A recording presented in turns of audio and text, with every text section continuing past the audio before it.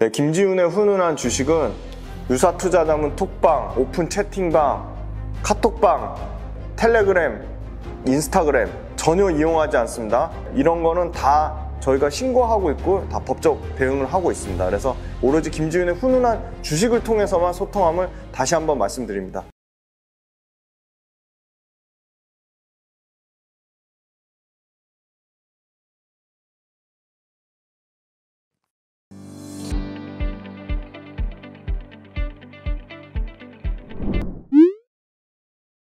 네, 안녕하세요. 김지훈의 훈훈한 주식입니다. 또 정말 많은 분들이 응원해 주셔서 진심으로 감사드립니다. 오늘은 다행히 지금 오늘 9월 15일 금요일인데요. 2차전지 어제 조금 회복되고 오늘도 좀 회복이 되고 있습니다. 그래서 2차전지 관련돼서 걱정들이 많으실 것 같은데 2차전지 핵심 4가지 펀더멘탈. 첫 번째, 전기차의 시장 침투율.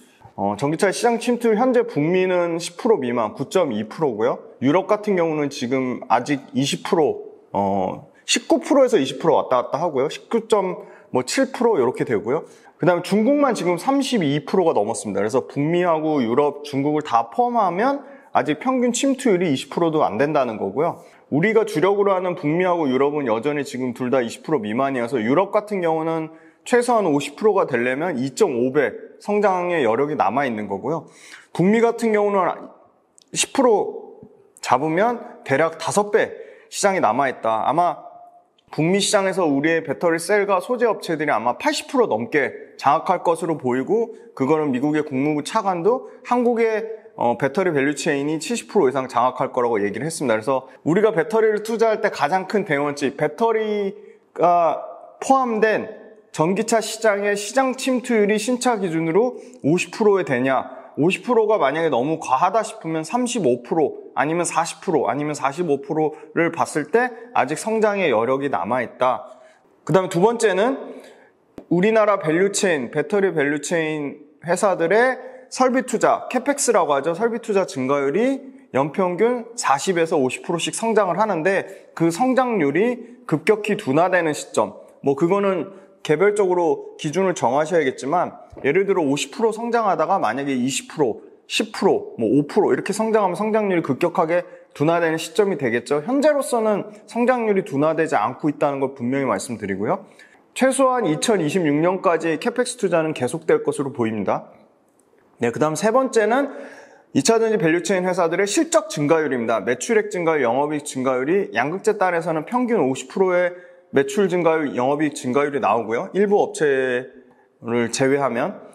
그 다음에 그 밑단에 장비업체들도 매출과 이익의 증가율이 50%씩 나옵니다. 그래서 장비업체들은 올해 하반기부터 본격적인 수주 사이클이 도래합니다. 그래서 2차전지 빠질 때 장비주들은 상당히 견조한 모습을 보여줬습니다. 그래서 장비주, 소재업체, 그 다음 그 앞단의 셀과 원자재 광물 업체들의 실적 증가율, 매출 증가율과 영업이익 증가율이 꺾이는지, 현재로서는 연평균 전체 배터리 밸류체인 연평균 30% 정도 실적 성장을 하는데, 그게 아마 20%, 10% 또 줄어들면, 그러면 2차전지 업종이 완전히 꺾이는 시점이 나오지 않을까. 그 다음에 네 번째, 약간 다른 관점을, 이것도 굉장히 중요한데, 2차전지를 대체할 만한 아주 매력적인 산업이 등장했을 때입니다.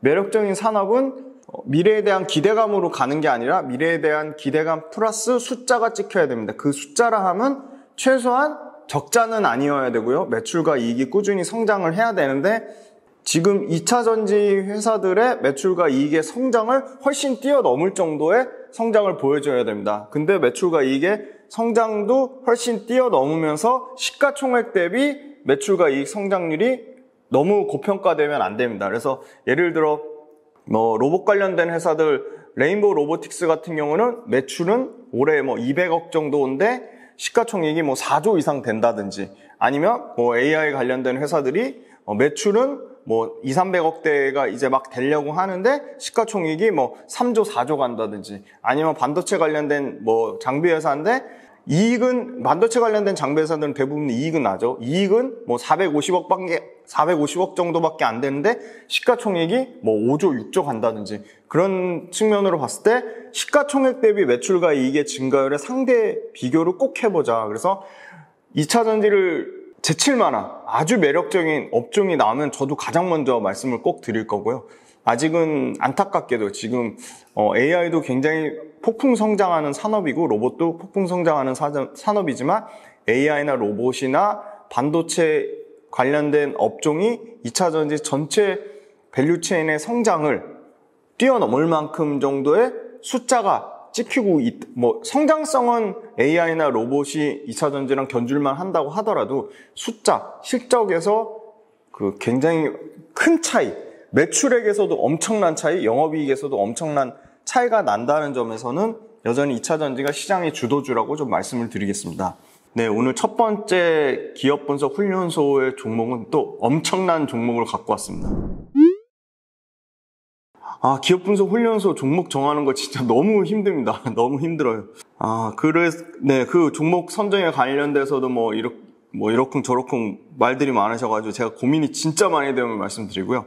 오늘은 어떤 종목을 할까 하다가 오늘 반도체 장비 회사를 가져왔는데요. 와, 진짜 2차 전지만큼 장비 회사인데 엄청나게 매력적입니다. 네. 진짜 미치도록 사고 싶은 종목 중에 하나입니다.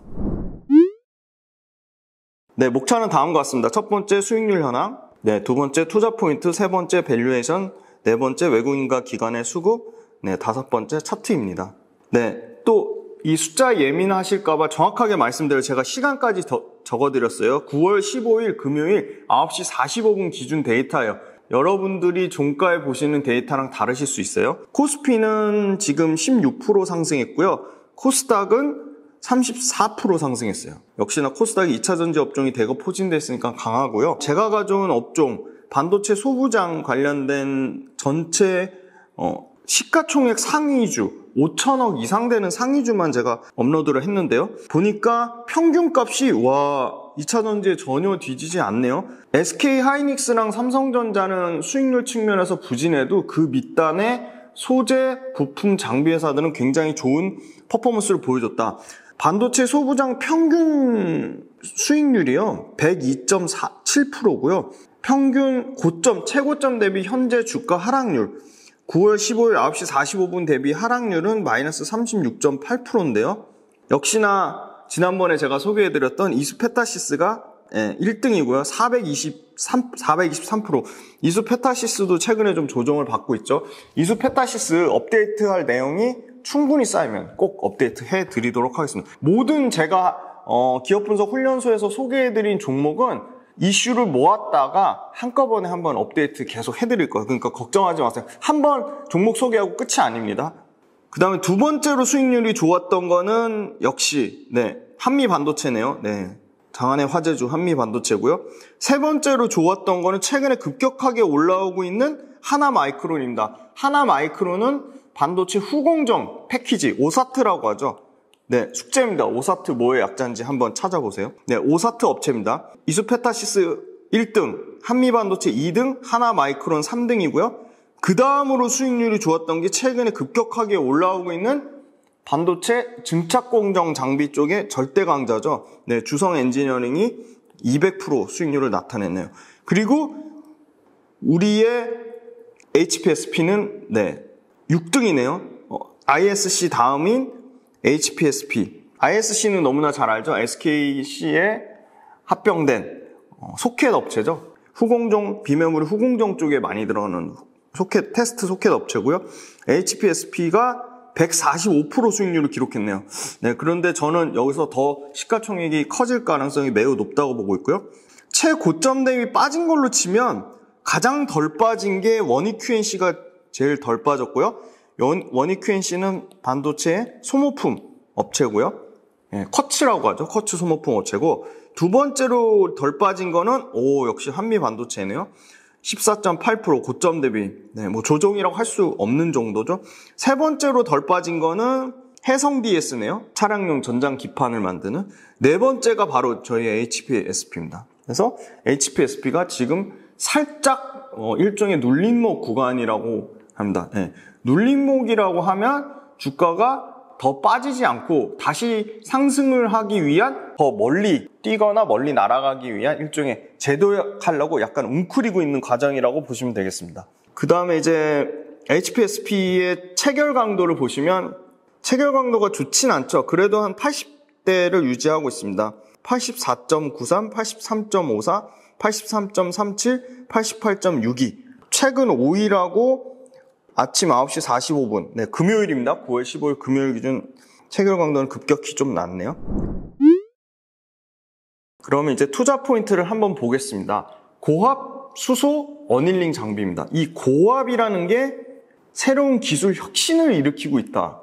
새로운 기술 혁신을 이루고 있다는 거는 기술적 이유에 의해서 기존 거를 신규로 대체를 하고 있다는 거예요. 그럼 기존에 고압은 말 그대로 압을 세게 가하는 거잖아요. 그러면 기존에는 어떻게 했을까요? 고압으로 안 하고 고온으로 했습니다. 고온. 높은 온도로 어닐링 장비를 썼죠. 고온 어닐링 장비. 이거 잘 들어보세요. 미치도록 재밌습니다. 고온으로 썼는데 고온으로 계속 문제가 없으면 계속 고온으로 썼겠죠. 고압으로 쓸 이유가 없겠죠. 근데 고온이 문제가 생긴 거예요. 자, 고압수소 어닐링 장비가 96%인데 기술이 진보될수록 이 기술이 진보된다는 얘기는요. 반도체 공정이 미세화된다는 거예요. 미세화. 그리고 계속 선단 공정으로 간다는 거예요. 이 개념 다 설명해 드릴 거예요. 기술이 진보될수록 공정 여건이 가혹해진다는 건 공정 여건이 너무 복잡하고 까다롭고 어렵다는 거거든요. 그래서 이런 환경 속에서 서멀 버짓, 그러니까 열적 허용 범위라고요. 열적 허용 범위가 한계에 직면했다는 거예요. 무조건 온도를 올려가지고 어닐링을 할 수가 없게 된 거예요. 온도를 올리면서 과거처럼 고열로 웨이퍼의 에너지 효율성을 올리려고 하니까 문제가 생긴 거예요. 그래서 이걸 온도를 올리지 않고 어떤 다른 방법으로 할 수 있는 방법이 없을까 해서 이 엄청난 HPSP라는 회사가 압으로 어닐링 장비를 했더니 온도로 하는 거에 한계점을 극복하고 이 열 허용 범위, 미세화되고 선단 공정으로 가는 어려운 공정 여건에서 열 허용 범위를 극복을 한 거죠. 열 허용 범위를 서멀 버짓을 극복하면서 에너지 효율성을 끌어올린 거예요. 그래서 고압이 당연히 지속적으로 확장될 수밖에 없다. 자, 왜 어닐링 장비라는 걸 쓰냐? 네, 어닐링이라는 거는요. 반도체 공정 중에 하나고요. 자, 요거는 HPSP하고 대신증권 자료를 참고했는데요. 자, 웨이퍼. 우리 그 동그란 거. 예, 바이든 대통령이 이거 딱 들고 있었잖아요. 그죠? 그 웨이퍼, 그 동그란 반도체의 기본 공정. 그 웨이퍼를 먼저 표면을 연마합니다. 표면을 불순물이 없게 다 하죠. 그래서 그거를 산화시킨 다음에 요것도 반도체 공정 또 한번 저희가 강의를 만들든지 그런 기회가 생길 겁니다. 그래서 빛을 쐬요. 노광한 다음에 불필요한 부분을 깎고 확산시킨 다음에 그 다음에 들어가는 게 어닐링이에요. 그죠? 그 다음에 증착 공정은 많이 들어갔죠. 그 다음에 이 확산한 다음에 어닐링 들어가고 그 다음에 증착. 확산과 증착 공정 사이에 있는 게 어닐링이에요. 그래서 어닐링 공정이 뭔지 이제 천천히 다 설명을 해드릴 거예요. 그 어닐링 공정을 설명하기 전에 이 반도체 재료로 쓰는 실리콘, 여기 나와 있죠. 자연 상태의 실리콘은 그 자체로 전기가 통하지 않는 뭐다? 실리콘은 부도체예요, 부도체. 그래서 인위적으로 전기적 특성을 띠게 만들어줘야 돼요. 실리콘이 전기를 안 띠니까. 전기를 떼야지 거기서 전류가 교류해가지고 반도체 칩이 생성이 되겠죠. 반도체 칩이라는 게 기본적으로 전기적 특성을 띠는 물질이잖아요. 그래서 전기적 특성을 임의적으로 만들어주기 위해서 전자가 하나 많거나 부족한 원자를 이온 형태로 주입을 해서 반도체가 될수록 전기적 특성을 띠는 반도체가 될 수 있도록 만들어줘요. 어떻게 해요? 전기적 특성을 만들어주기 위해서 전자가 많거나 한계가 많거나 오히려 부족한 원자를 이온의 형태로 주입해서 전기적 특성을 띠게 하는 거예요. 그래서 이 실리콘 기판 내에서 이온 주입을 시키기 위해서 가속화해서 에너지를 극대화하는, 이온을 주입시키기 위해서 이온을 가속화하는데 이온을 가속화해야지 에너지가 극대화되는 거고요. 이 가속화된 이온이 실리콘 기판하고 충돌해요. 그래서 실리콘 기판하고 충돌하니까 정상적인 실리콘 기판에 있는 그 격자 구조가 깨져서 그게 소위 말하는 웨이퍼의 계면결함이라고 하는 걸 발생하는 거예요. 그래서 이 실리콘 격자 구조가 깨지면 트랩이라는 게 발생하고 트랩에 정상적으로 이동하는 전하가 갇혀서 반도체 소재가 전기적 특성이 떨어지는 거예요. 그러니까 실리콘 격자 구조가 깨지면 트랩에 갇히고 트랩 때문에 전하의 이동이 정상적으로 발생을 안 하고 전하 이동이 정상적으로 발생을 안 하면 반도체 소재의 특성이 당연히 효율이 확 떨어지는 거죠. 그래서 실리콘 격자 구조가 깨지지 않도록 계면에 아까 인위적으로 이온을 주입하면서 계면이 상한다고 했잖아요. 인위적으로 이온을 주입해서 전기적 특성을 띠게 하는 건 좋은데 인위적으로 이온을 주입하는 것 때문에 계면이 상한다고요. 그래서 그 계면에 상하는 부분을 치유하는 공정이 어닐링 공정이에요. 네. 근데 그걸 뭘로 한다? 압을 높게 해서 기존에 온도로 했는데 고압으로 압을 높여서 한다는 거예요. 그게 어닐링 공정이에요. 다시 한번 설명드릴게요. 실리콘 격자 구조가 깨지면서 트랩이 발생하는데 그 트랩 때문에 이동하는 전하가 정상적으로 전류 이동을 못 시켜서 그게 전류 이동이 못하니까 반도체 소재 특성이 깨지고 반도체 소재 특성을 깨지는 걸 방지하기 위해서 이 인위적으로 이온을 주입해서 계면에 상처를 낸 거죠. 일종의 이빨에 임플란트 심듯이. 그래서 그 계면 표면에 상처 입은 거를 치유해 주는 게 어닐링 장비예요. 자, 요거 SK 하이닉스하고 한국투자증권 이렇게 나오죠. 자, 이게 그거예요. 자, 이온 임플란테이션, 우리 임플란트 하는 것처럼 5족의 불순물 원자, 보통 붕소, 피나, 원래 이 여기 있죠. 피나 붕소하고 인을 넣어가지고 정상적인 위치에 있는 이 실리콘 원자를 이탈시켜요. 이렇게 깨트려요. 이 불순물 원자, 붕소나 인 때문에 정상적인 실리콘 원자의 위치가 깨진다고요. 그죠?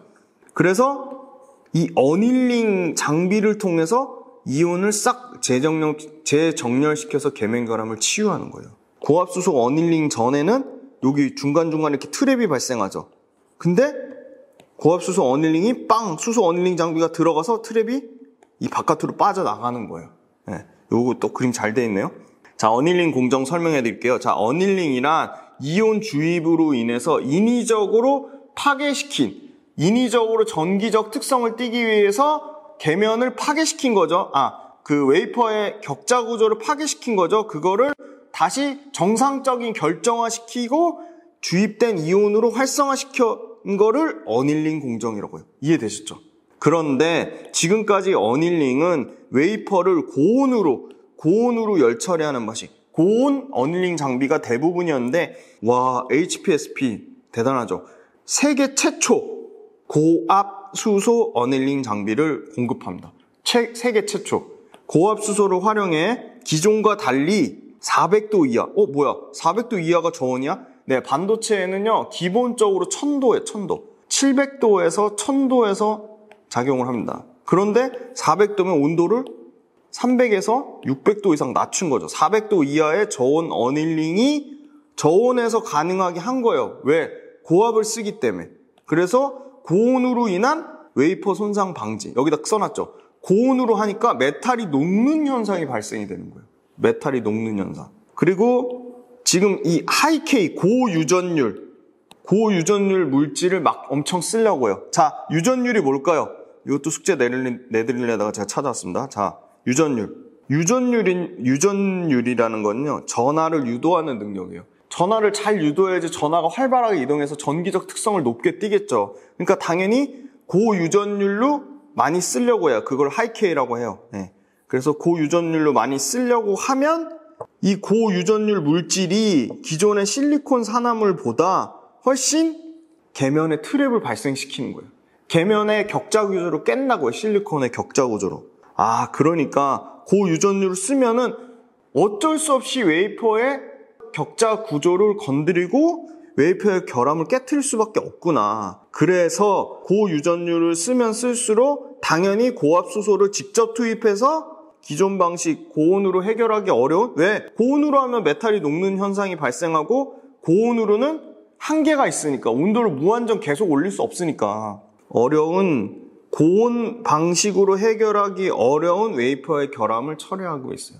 왜 어닐링 장비가 중요하고, 왜 어닐링 공정이 중요하고, 왜 기존의 고온 어닐링 장비를 고압으로 대체하는지 확실히 아셨죠? 그래서 앞으로 웨이퍼의 칩과 칩 사이, 점점 칩과 칩 사이의 간격이 좁아지잖아요. 왜? 더 많은 칩을 심을수록 더 많은 전기적 특성을 띠니까. 그래서 적층하는 칩과 칩 사이에 발생하는 어떤 거요? 계면결함. 이 디펙트가 계면결함. 계면결함은 왜 발생한다?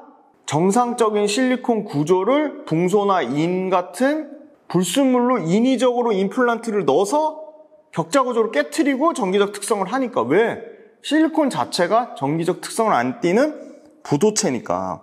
근데 이게 재미난 게요. 칩과 칩 사이의 계면결함만 치유하는 게 아니고 칩의 전체 높이를 낮추는 역할까지 한대요. 이제 고압기술이 칩의 전체를 낮추는 측면에서도 고압기술은 활용될 예정으로 보고 있다. 네, 두 번째는 후공정. 당연히 이거는 전 공정 중에 어닐링 공정에 쓰이는데 후공정에도 쓰일 가능성이 매우 높다. 우리 패키징 하잖아요. 3D 패키징에서 칩의 성능을 향상시키고 고용량화하면 할수록 단수가 높아지잖아요. 그죠? 그러면 적층을 너무 많이 쌓으면 그걸 컨트롤하기가 어려워진 거죠. 그래서 그거를 고압수소로 칩 높이를 컨트롤하는 솔루션으로 후공정증에서 너무 200단 이상 막 300단 이렇게 쌓으니까 높이 쌓으면 쌓을수록 그걸 컨트롤하기가 어려운 거예요. 그래서 그거를 고압수소로 여러 가지 높이 쌓은 거에 대한 문제점을 해결하기 위한 상당히 이건 지금 아직 적용이 안 됐는데 칩 높이 컨트롤에 대한 솔루션 측면으로도 HPSP가 주목받고 있다. 그럼 HPSP의 경쟁사가 어딜까? 여기 써놨죠. TEL 많이 들어보셨죠? 도쿄 일렉트론. 예, 역시나 도쿄 일렉트로닉 하면 증착 장비로 유명한 회사인데 이 회사도 역시 고온. 이 회사는 아직 고압은 안 돼요. 고압은 HPSP가 세계 최강입니다. 고온 어닐링 경쟁사예요. 도쿄 일렉트로닉. 도쿄 일렉트로닉 뭐 글로벌 탑5에 들어가는 장비 회사인데 그 회사랑 겨룰 만큼 HPSP가 엄청난 회사다. 길게 말씀드렸습니다. 일단 1부 여기서 잠깐 쉬었다 가겠습니다. 수고하셨습니다. 안녕하세요. 김지훈의 훈훈한 주식입니다. HPSP 지금 열심히 달려가고 있는데 재미있으신가요? 전 너무 재밌는데. 재밌다고 많이 얘기해 주시더라고요. 그래 너무 감사드립니다. 네. HPSP가요, 지금 유일하게 장비 회사 중에 슈퍼을처럼 구는, 슈퍼을도 아니죠. 초 슈퍼을처럼 구는, 삼성전자 이재용 회장이 네덜란드 가가지고 장비 한 대 받으려고, 대기하고 있는 ASML, 네덜란드 노광 장비 회사. 대당 한 3천억 정도 하는 그런 장비 회사 많이 들어보셨을 거예요. 역시나 기술 진입 장벽이랑 독점력이죠.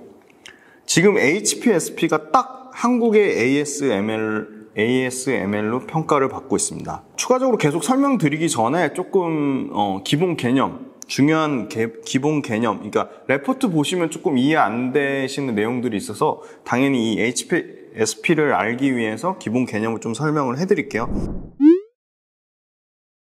야, 미세공정 하는데 더군다나 뭐 최근에 초미세공정 얘기하는데 초미세공정이 뭐냐? 이 네덜란드의 ASML만 만들 수 있는 EUV 극자외선 노광 장비, 이 노광 장비를 통해서 한 자릿수 대 이 나노 공정이라고 하죠. 나노 공정 뭐죠? 나노미터, 머리카락 길이의 100만 분의 1이라고 하더라고요. 그죠? 머리카락 길이 100만 분의 1. 그 정도로 엄청나게 작고 미세한 거죠.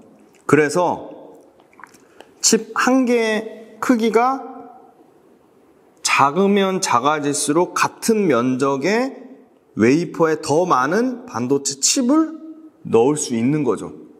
칩이 작아지면 당연히 같은 면적 웨이퍼 안에 더 많은 반도체를 생산할 수 있겠죠. 그러면 칩이 작으면 작을수록 어떤 점이 좋다? 생산성이 좋아지고 반도체 성능이 뛰어나지고 전력 효율성까지 다 좋아지는 거예요. 그래서 성능이 뛰어나고 생산성이 좋아지고 전력 효율이 좋아지니까 당연히 초미세 공정으로 가려고 하겠죠. 그러면 각종 장비들이 더 비싸지고 더 고도화 되겠죠. 그래서 각종 디바이스에서 활용 가능성이 증가되는 거예요. 이 미세 공정이라는 게. D램과 낸드가 선단화되고 고단화되면서 고객사의 어플리케이션이 지속된다. 선단 공정은 뭘까요? 선단 공정. 심지어 HPSP도 선단 공정에 집중된 매출 구조래. 선단 공정에 집중된 매출 구조. 이 선단 공정이 뭐냐? 말 그대로 세신, 미래를 보고 개발하는 신규 공정을 선단 공정이라고 해요. TSMC 같은 경우는 우리의 강력한 경쟁사 TSMC는 16나노 이하를 선단 공정이라고 해요. 16나노 이하. 근데 삼성 같은 경우는 물어보니까 3나노, 4나노, 5나노, 8나노 이런 걸 다 선단, 지금 가장 앞단에 숫자가 적을수록 더 미세화된 거예요. 더 훨씬 어려운 공정이고 더 수율이 안 나와요. 지금 4나노, 5나노가 아마 55%에서 65% 정도 수율 나오는 걸로 알고 있고 3나노는 아직 50% 수율 안 나오는 걸로 알고 있어요. 55%에서 70%. 그래서 한 자릿수 3나노, 4나노, 5나노, 8나노 이 미래를 보고 개발하는 신규 공정을 선단 공정이라고 해요. HPSP가 이 선단 공정에 미래를 보고 개발하는 선단 공정에 집중된 매출 구조다. 그러면 미래를 보고 개발하는 신규 공정이라는 건 어떤 의미냐? 앞으로 많이 엄청 쓰일 건데 반드시 써야 되는 공정은 아닌 거예요. 그래서 레거시 공정이라는 게 있습니다. 자, 레거시 공정 또 궁금하죠? 레거시 공정의 테크 마이그레이션 진행이 지속적 수요 발생. 테크 마이그레이션이라는 게 미세 공정화 된다는 거예요. 미세 공정 설명드렸죠? 웨이퍼 안에 더 많은 반도체를 생산하는 거예요. 그 이유는 생산성, 전력 효율 상상, 또 뭐죠? 성능, 반도체 성능 향상. 그런데 이 레거시 공정이 점점 미세 공정화 되고 있대요. 레거시 공정. 레거시 공정이 뭐예요? 레거시 공정 봤더니 우리 초미세 공정은 3나노, 5나노, 8나노 막 이랬잖아요. 그죠? 레거시는요 28나노예요. 엄청 그러니까 옛날 거라는 거예요. 말 그대로 레거시. 레거시가 무슨 뜻이죠? 유산이라는 뜻이잖아요. 그죠? 28나노 공정을 쓰는 반도체 생산 공정이에요. 그러면 어떤 거겠죠? 기본적으로 단가가 싸고 전력 효율이 조금 떨어지는 저사양 반도체를 생산하는 데 쓰는 게 레거시 공정이다. 유전율, 이거 숙제 내드리려다가 제가 설명드렸죠. 유전율이라는 거는 전하를 잘 이동하게 하는 능력이다. 반도체 소자 업체들은 집적도가 뭐예요? 웨이퍼 안에 더 많은 칩을 더 오밀조밀하게 쌓는 거죠. 그 오밀조밀하게 칩을 심는 거를 올리기 위해서 말 그대로 유전율, 전화 이동을 더 잘 활발하게 하는 하이K 고유전율 유전막을 채택한다. 그런데 하이K 유전막 뭐가 있을까요? 지르코늄, 그죠? 하프늄. 어렵죠? 저도 너무 어려워요. 네. 지르코늄, 하프늄. 이런 게 하이K 유전막이라고 하는데, 지르코늄, 하프늄을 쓰는, 소재로 쓰는. 근데 이게 기본적으로 웨이퍼의 소재인 실리콘과 궁합이 나빠요. 그래서 당연히 이 고유전율 물질 때문에 실리콘하고 결합하면 우리 아까 이온 주입, 붕소나 인을 인위적으로 넣어가지고 계면에 있는 격자를 깨트리잖아요. 그런 똑같은 이 하이K 유전 소재들, 지르코늄이나 하프늄이 실리콘하고 궁합이 나빠서 계면 결합이 발생한다고요. 근데 어떻게 해요? 우리는 반도체 소자들의 집적도를 올리기 위해서 계속 하이K 고유전막을 선택할 수밖에 없는 상황인 거예요. 그죠? 그 다음에 비메모리, 메모리. 자, 비메모리하고 메모리의 차이점은 뭐죠? 이거 숙제입니다. 이게 너무 기본적인 거죠. 계속 공부하셔야 돼요. 자, 비메모리하고 메모리 모두 공정의 미세화가 진행이 되면 금속 배선 공정의 증가로 녹는 점을 고려한 저온 공정 적용이 필수적이다. 아까 고온으로 가면 금속이 녹는 현상이 발생된다고 제목에 제가 써놨죠. 고온의 환경으로 갈수록 메탈이 녹는다고요. 그러니까 정상적으로 고온 어닝 장비로 계면 결합을 치유할 수가 없다고요. 그래서 아까 여기도 또 써놨죠. 비메모리, 메모리 모두 공정 미세화가 진행되면서 금속 배선 공정이 증가되고, 미세화되면 미세화될수록 배선 공정이 증가되고, 녹는 점 때문에 금속이 녹는다고요. 그래서 저온 공정이 필수다. 근데 그냥 저온 공정을 할 수가 없고 고압의 수소로 한다. 이 하이-K 고유전율 때문에 유전체 간의 접점, 맞닿는 영역에서 계면결합이 발생한다고. 그래서 계면결합 때문에 칩의 신뢰성이 떨어지고 품질이 저하되니까 고압수소 어닐링 장비를 구조적으로 쓸 수밖에 없는 상황이 생긴 거예요. 그죠? 근데 이제 자, 낸드하고 D램의 차이는 뭘까요? 그것도 숙제로 댓글로 좀 달아주세요. 자, 낸드 적층 단수가 200단 이상까지 확대됐죠. 하이닉스가 왜 200단 우리 낸드 개발했다고 막 발표하잖아요. 지금 이제 300단까지 막 간다고 하잖아요. 그러면은 층간 간격이 당연히 미세화되겠죠. 더 많이 쌓으려면 당연히 더 촘촘하게 간격이 좁아질 수밖에 없는 건 상식인 거잖아요. 그런데 칩의 신뢰성이라고 하면 품질이나 성능을 같이 올리기 위해서 전공정 끝단에만 계면결함을 신경 써서 치유했다면 이제는 층과 층 사이의 중간 지점까지도 계면결합 치유의 필요성이 커졌다. 그러니까 끝단만 계면결합을 신경 쓰다가 중간 지점에 계면결합까지 신경 쓰니까 당연히 계면결합 치유에 대한 손봐야 될 때가 많아진 거죠. 그러면 고압수소 어닐링 장비가 더 많이 쓰이겠죠. 그죠? D램 같은 경우는 고유전율이 하이-K 고유전율이 적용되는 커퍼시터의 스텝이 뭐죠? 여기서 말하는 건 공정수예요. 공정수가 많아지는 거예요. 공정수가 많아지면 적용되는 공정수 자체가 많아지면 그것도 똑같이 Q가 커지는 상황인 거예요. Q가 커지는 상황. 그 다음에 이 회사가 신규 장비를 또 해요.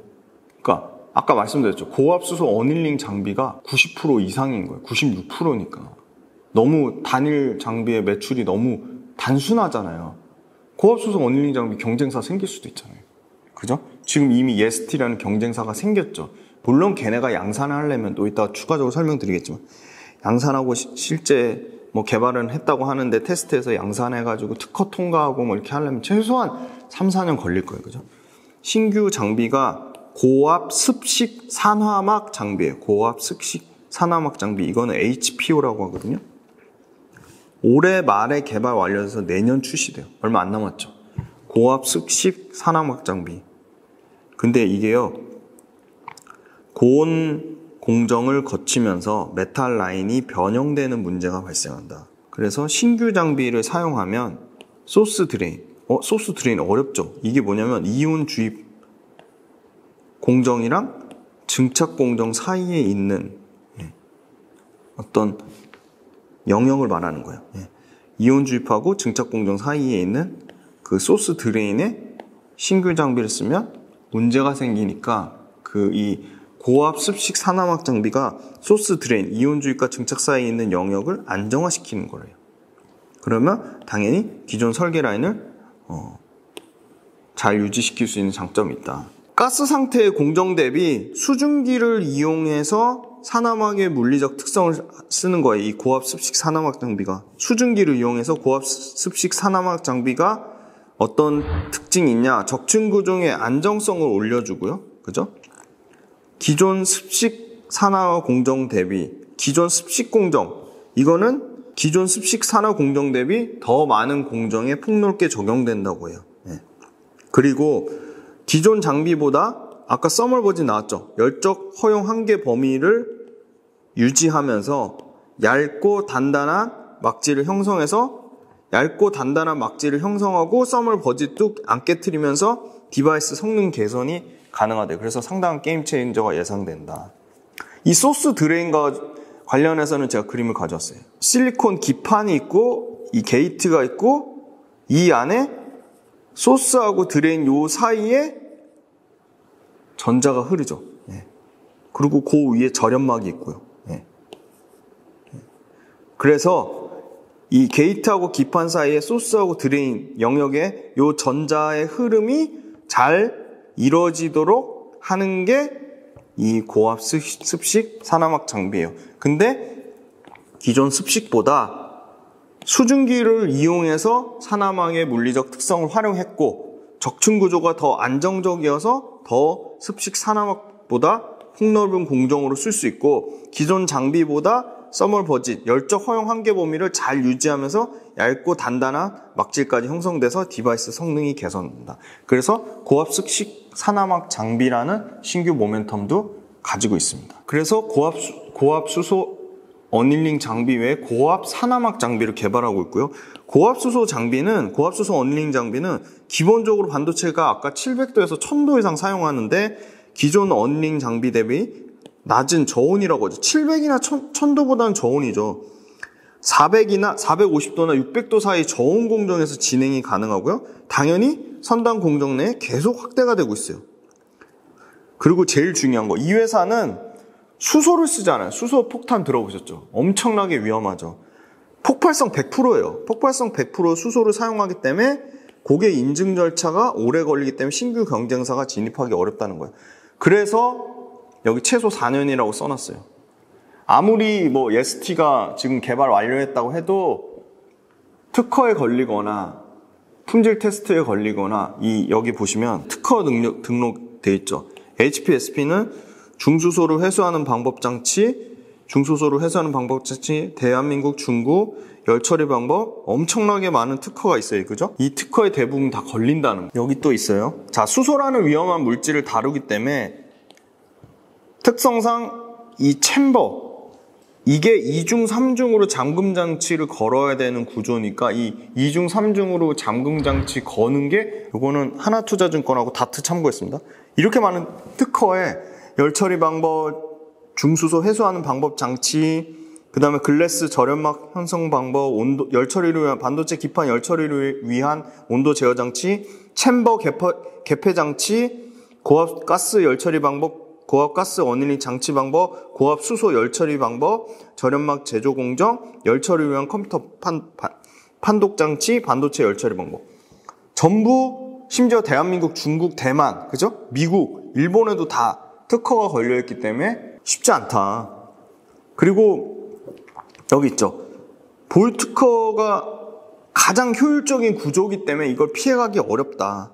그래서 안전 인증, 고객사 필드 테스트를 감안해 아무리 빨라도 4, 5년 동안 걸린다는 거예요. 아무리 뭐 국제까지 한다고 해도. 요거 말씀드리려고 했어요. 방폭 인증. 수소 폭탄 만들 정도로 수소가 위험한 물질이기 때문에 각국 정부에서는 이런 위험 물질에 대한 요구 조건이 모두 다르다. 한국, 미국, 일본, 대만 다 특허 걸어놨죠. 한국, 미국, 일본, 대만 다 안전에 대한 확신을 받지 못하면 판매 자체가 불가능하다. 전부 봤는데 HPSP도 최소 2년 걸렸고요. 고객하고 필드 테스트 해가지고 납품이 짧게는 1년 반, 보통 2년. 그러면 이거 방폭 인증하는데 2년. 그죠? 안전 테스트 인증하는데. 그 다음에 고객하고 필드 테스트 하는데 2년. 그죠?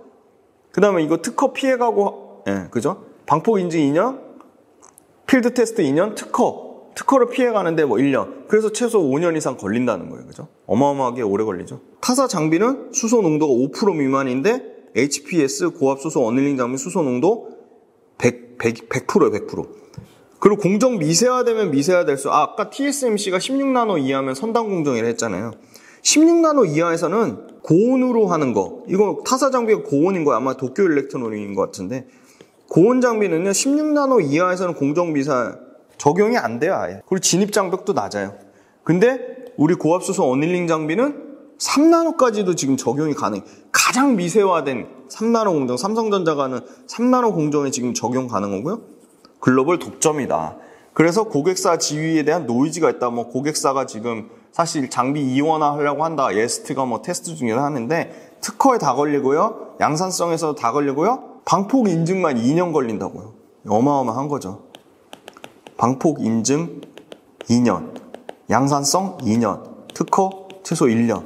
그러면 5년 이상 현실적인 이슈 대체하기가 매우 어렵다. 네, 그렇게 말씀드리겠습니다. 그리고 옴디아랑 삼성증권인데요.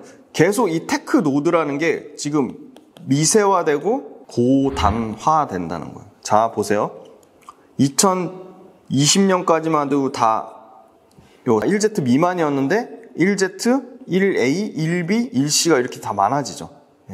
24년 되면 1Z, 1A, 1B, 심지어 1C까지 고르게 지금 나오고 있잖아요. 그죠?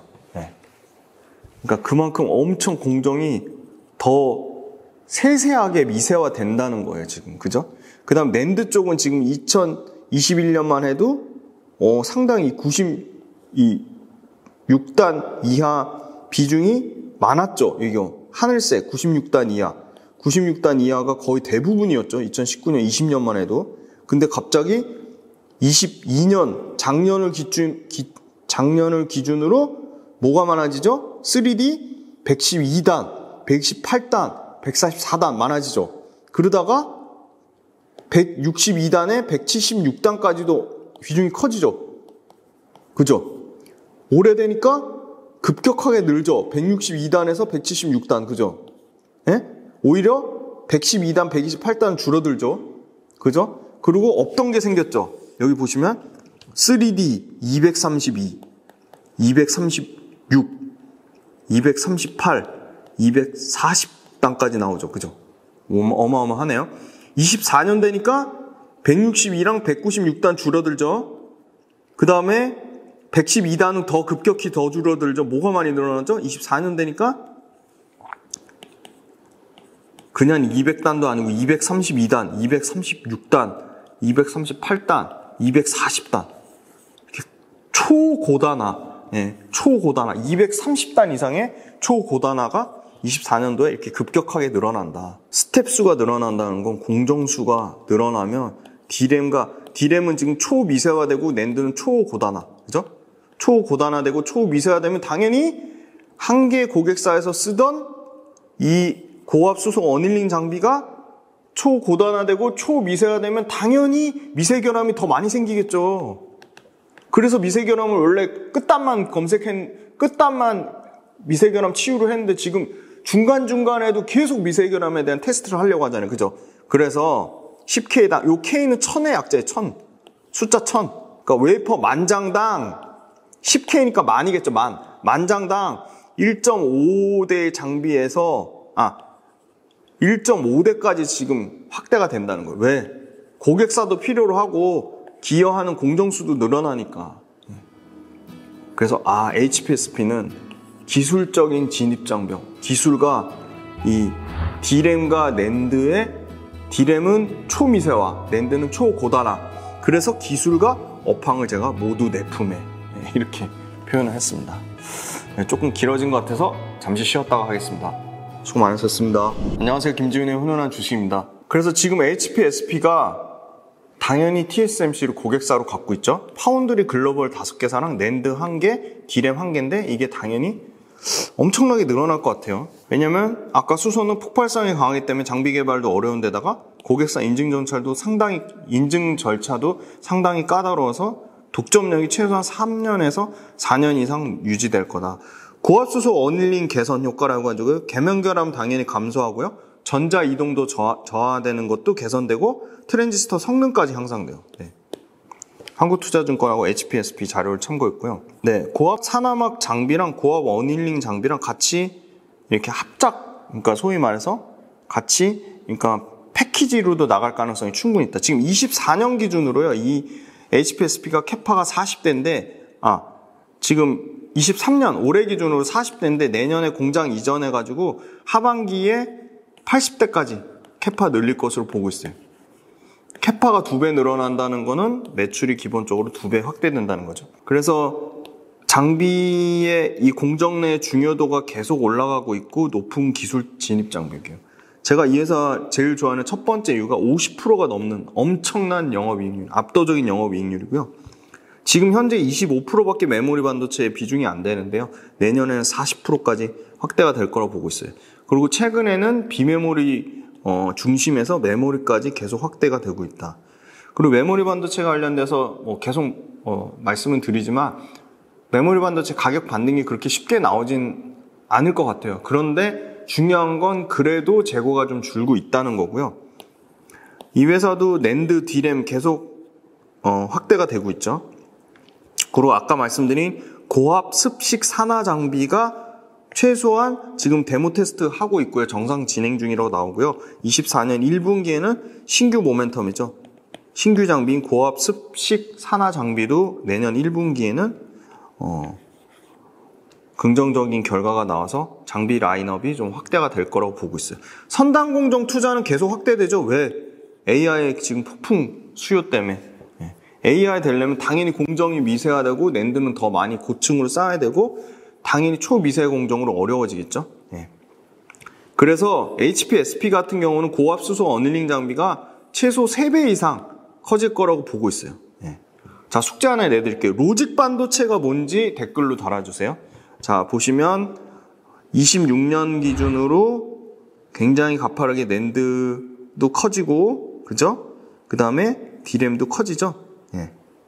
고압수소 어닐링 장비가 확장되는 부위가 기존의 로직 반도체에만 적용됐다면 상당히 커지고 있어요.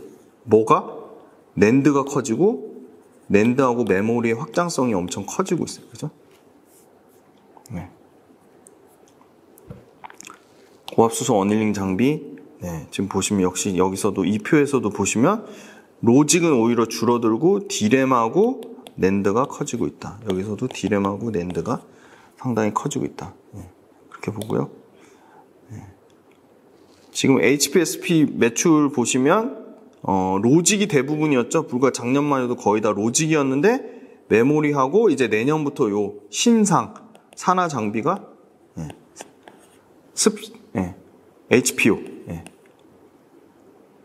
산화막 장비가 드디어 나올 것이다. 요거는 시스템 및 메모리 반도체 미세화 로드맵 점점 미세화되죠. 지금 3나노 게이트 얼 어라운드 GA 방식에서 23년 하반기 2나노까지 지금 그죠? TSMC도 3나노인데 핀팹 방식이죠. 핀팹 방식이 뭔지 게이트 얼 어라운드 방식이 뭔지도 한번 공부해서 댓글로 달아주세요. 인텔은 지금 멈춰 있네요. 지금 5나노에 지금 왔고요. 삼성 디램은 지금 1B 그죠? 1A에서 1B로 지금 더 미세화됐죠? 하이닉스 디램도 1B, 마이크론은 1B 그죠? 삼성 낸드는 지금 200단 그죠? 하이닉스 낸드는 아까 230단까지 나왔죠. 240단까지 나왔죠. 마이크로 낸드도 200단. 그래서 그 말은 무슨 말이다? 계속 초미세화 초고단화 되고 있다. 2분기에도 컨센서스 상회하는 실적 나왔고요. 내수 매출 비중이 상당히 늘어났어요. 자, 이 회사는 수출이 거의 70에서 80%였는데 내수 비중도 꾸준히 늘어나고 있다. 여전히 HPSP가 하는 고압수소 어닐링 장비는 철저하게 압도적으로 수요가 많은 상황이다. 그래서 아무리 메모리 반도체 감산한다고 해도 이 회사 전혀 실적에 타격을 안 받았어요. 메모리 반도체 감산한다고 하니까 소재, 부품, 장비 회사들 다 박살났죠. 그리고 그리고 이거는 1B. 자, 삼성전자, 하이닉스 전부 지금 다 1B로 가고 있죠. 마이크론 디램도 1B로 가고 있죠. 1B로 가는 디램에서 1B 나노 디램이랑 10나노 이하 로직 반도체에는 무조건 필수적으로 써야 된다. 그리고 낸드 쪽에서도 200단 이상에서는 성능 개선이 가능하다. 그래서 10나노 이하 로직 반도체에서는 필수적으로 써야 되니까 지금 침투율이 20%도 안 됐는데 25년에는 침투율이 30% 넘게 커질 거라고 보고 있다. 그러면 최소한 2배에서 2.5배 정도 커지는 거죠. 그죠? 그리고 아까 하이케 유전막 쓸 경우 실리콘 계면 특성 개선하는 거 말씀드렸고, 드디어 이제 메모리 반도체 업체들이 감산을 끝내면 그 끝내는 시점이 24년 3분기라고 보고 있어요. 24년 3분기에는 메모리 반도체 업체들의 캐펙스가 증가될 거고, 공정 미세화되고 선단 공정 투자 확대될수록 고압수소 어닐링 장비 독점이기 때문에 실적 성장세가 폭풍 성장하도록 나올 것이다. 그렇게 보고 있고요. 이것도 한번 삼성증권 레포트 참고해 보시면 파운드 쇼티지 증설 사이클에 실적이 가파르게 나왔고 23년에서 24년으로 뛰는 거는 고압 산화막 장비 신규 어플리케이션이 생겼죠. 그 다음에 24년에는 고객사, 메모리 반도체 고객사가 확대되고 공정수가 증가돼가지고 HPSP가 더 장비 Q 물량 자체가 더 늘어날 걸 보고 있죠. 요거는 비메모리, D램, 낸드 반도체 기술 로드맵이고 계속 그죠? 초미세와 300단, 이제 300단까지 나온 3D 낸드 300단, D램 1B, 그죠? 그렇게 보고 있고, 오합수소는 계면 결함을 개선하는 거죠. 계면 결함 개선하면서 반도체 이 트랜지스터 구동 성능 당연히 좋아지죠. 자, 실적이 1,500억, 1,800억, 2,500억, 3,400억, 연평균 약 30, 한 3% 정도, 그렇게 폭풍 성장하고, 이익도 보시면, 와, 24년에 1,400억, 25년에 거의 2,000억 가까이 그 연평균 이익 성장률도 40%입니다. 어마어마합니다. 거의 2차전지 보는 것 같아요. 영업이익률 보세요. 이런 영업이익률 보신 적 있으신가요? 54.2%고요. 25년에는 55.5%예요. 그래서 PER이 32배에서 18배로 급격하게 떨어집니다. 자, HPSP가 다른 반도체 업체들보다 비싼 편이 아니에요. 보시면 원유 IPS가 108배고요. 물론 일시적입니다. 이거는 20배까지 떨어져요. 지금 HPSP보다 비싼 회사가 주성 엔지니어링 비싸고요. 유진테크도 비싸고 SFA도 비싸고 이오테크닉스도 비싸요. 지금 굉장히 실적 증가폭에 대해서 PER이 비싸지 않고요. HPSP조차도 PER 보면은 23배까지 떨어집니다. 23배까지 떨어지고요. 이익률은 뭐 넘사벽이죠. 54.16%. 그래서 PER도 비싸지 않은 수준이고 이익률도 압도적이다. 그렇게 말씀드릴 수 있을 것 같고요. 순차익금 없어요. 그러니까 차익금 없죠. 재무구조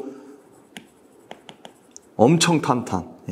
영업활동 현금흐름이 700억대에서 1000억대, 1300억대 증가하고요. 현금성 자산도 꾸준히 늘어나요. 2500억, 3400억, 4800억 이렇게 폭풍 증가하고요. 부채 비율도 12%까지 떨어져요. 반도체 장비 회사 중에 재무구조 안정성 측면에서는 뭐 탑5 안에 들 정도로 손색이 없고요. 최근에 많이 올랐죠. 개인이 그래도 좋은 회사인 줄 알고 엄청 많이 사고 있네요. 기간 한 달 내내 폭풍 순매수하고 있네요. 외국인 미친 듯이 계속 팔고 있고요. 외국인 파는 물량을 기관이 계속 다 받고 있고요. 저는 좋은 게 뭐냐면 금융 투자도 많이 사지만 장기성 물량 있잖아요. 보험 최근에 좀 팔지만 보험 요거 사는 게 더 많죠. 빨간 거. 기타 금융 계속 사네요. 그 다음에 어디가 사죠? 연기금하고 선수들, 사모펀드가 계속 사네요. 연기금이 계속 삽니다.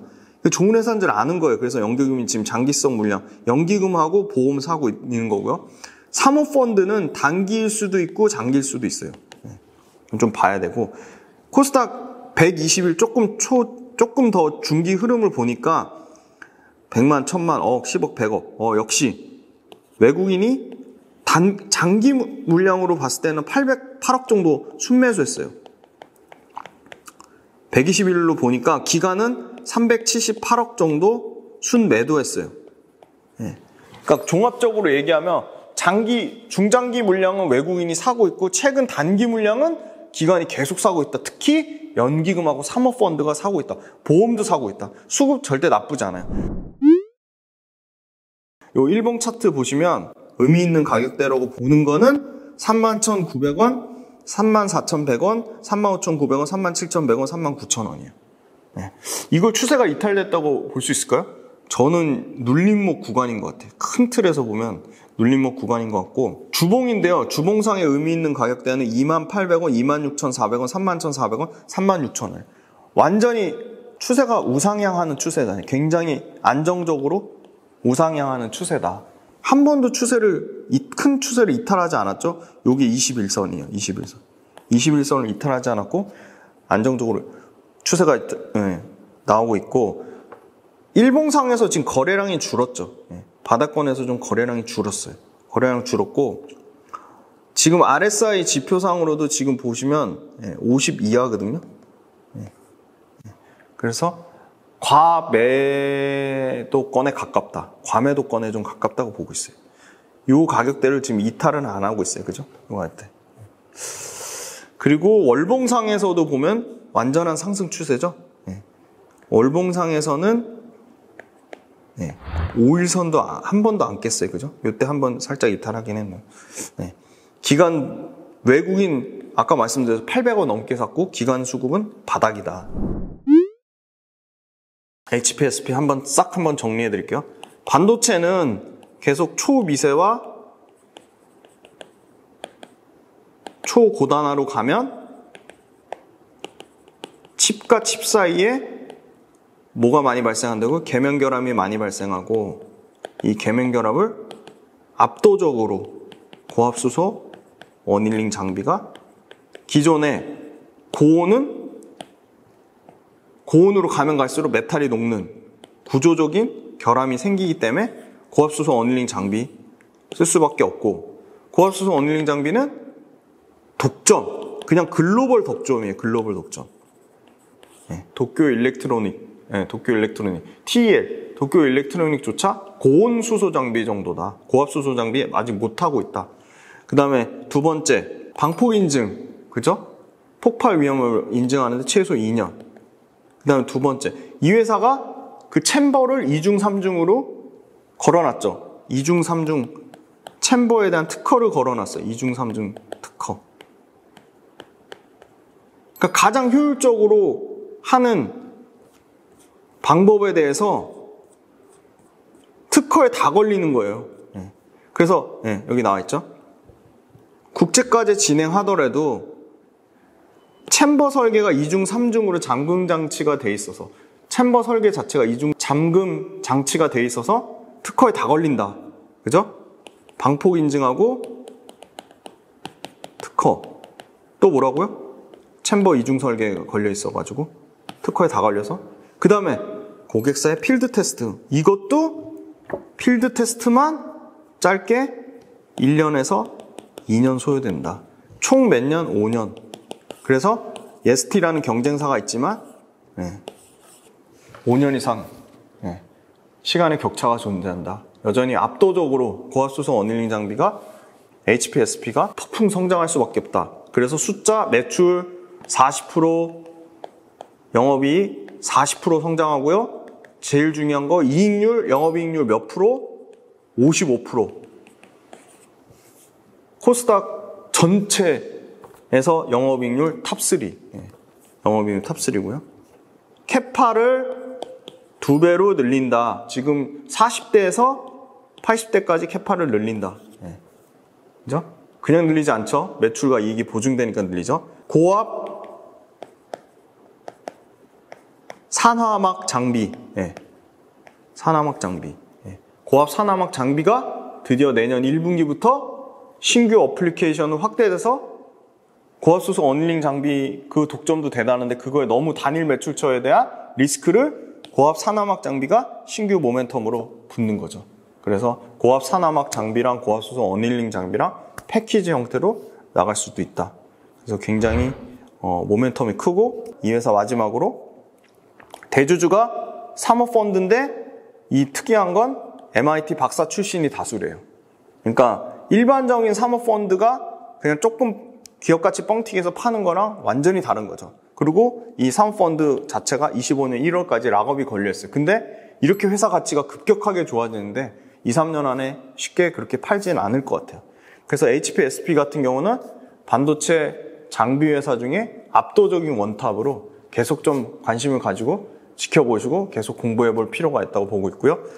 HPSP 또한 너무 좋아하는 회사이기 때문에 계속 정기적으로 최소한 2달에 한 번이라든지 아니면 3개월에 한 번이라든지 이제 곧 3분기 실적 나오니까 당연히 업데이트 해드리도록 하겠습니다. 네, 장시간 동안 HPSP 들어주셔서 너무 고생 많으셨고, HPSP도 또 재밌게 들어주시고 주변에 많이 좋은 회사니까 많이 알려주시고, 이 글로벌 국내 1등 독점이라는 게 얼마나 대단합니까? 진짜 너무 HPSP 다니시는 분들 너무 자랑스러우실 것 같습니다. 네, 이렇게 좋은 기업을 소개할 수 있어서 영광이었습니다. 감사합니다.